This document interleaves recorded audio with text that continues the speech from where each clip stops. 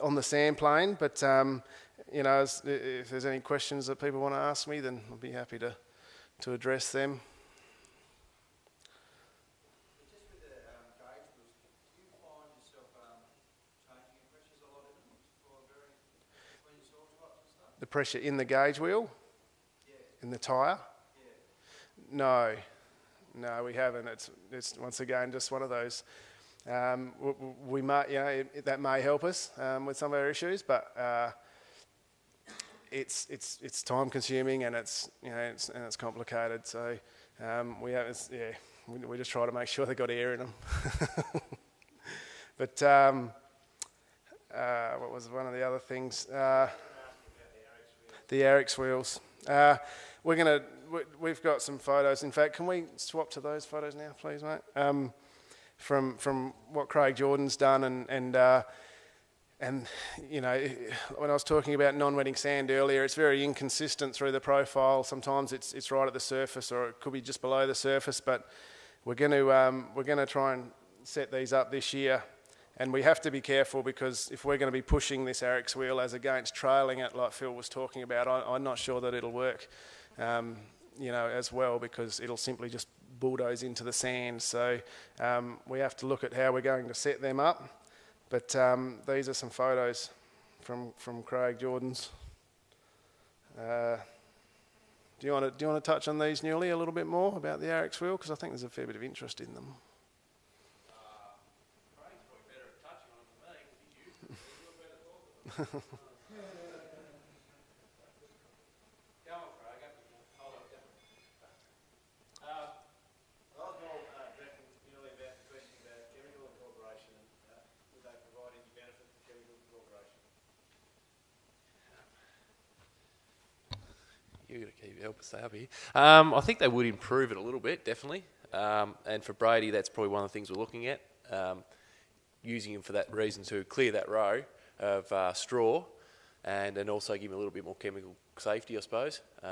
Because on the sand, because his sand is beach sand, and it flows like water, so around everything. So it just, it just moves, and you've got to be careful how far it moves, I suppose, and with chemical and so forth. So I think this would certainly help him in that respect. And I've spoken to Phil, and we're going to probably maybe try looking at some double or paired ones, to see if we can get going both ways.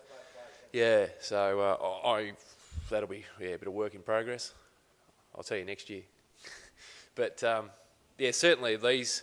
There was three guys. Wold put them on, Redman and Craig, and I think probably, especially with the Daybreak disc, it's probably a must. And they've really improved these seeders for sure, because with that big disc like Phil was touching on, you get a lot of issues with hair pinning. Especially this year, we had a lot of chaff on the ground, and it was just pushing it down into that slot. So these have, and that was also upsetting our placement. So getting a residue manager on there certainly helped that and helped clear the way. So, this is 2 years sort of serial stubble, and Craig's had. You'd be the first one to tell you he's had issues before with that sort of situation, but this worked really well. And he put lentils in there, and I was even chipping him, so I'm not really happy with it. But no, they're a good strike of lentils now, and we're really happy with them. So they do work well. They're worth their money, I reckon. Especially, to be honest, with a disc seeder.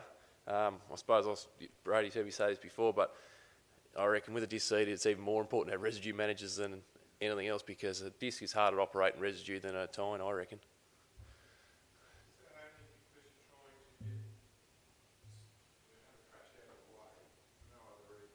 Yeah, and get that seed placement accuracy. But there's not probably too many on the market. I wouldn't think that would do it both.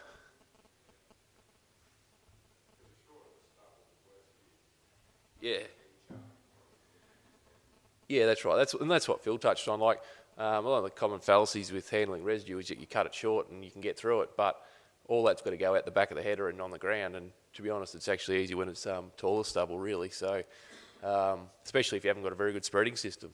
So chaff is a lot harder to get through than straw. Like even like the Daybreak with a big disc, 26-inch disc, it'll cut through straw every day of the week. no worries at all, even damp straw, but chaff, it really struggles. So did you want to touch on, just getting depth control with a disc like in sand, how even with a gauge wheel it's really hard? Like. Yep. No, it's I probably did as far as our down pressure is concerned, and you know, we that's kind of the main priorities for us is working out where we do need our down pressure and where we don't, because we work out very, very quickly when we've got too much on, and that it just simply bulldozes into the sand. So regardless of what sort of residue levels we got there, they and even with running these Arix wheels like that and pushing them along, I think we really have to work on that trailing method, because we're going to run into issues there, I can tell as well.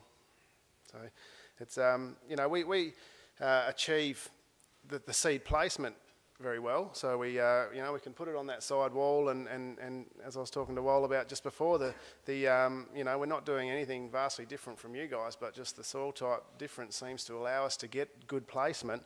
But if we don't create the right sort of depression on top of that seed or get good down pressure on it,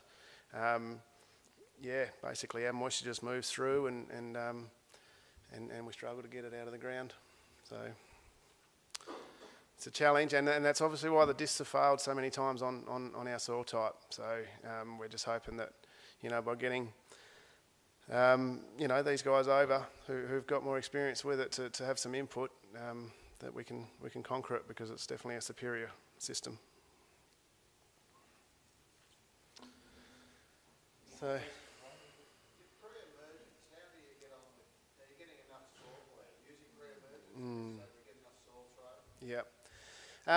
I believe we are.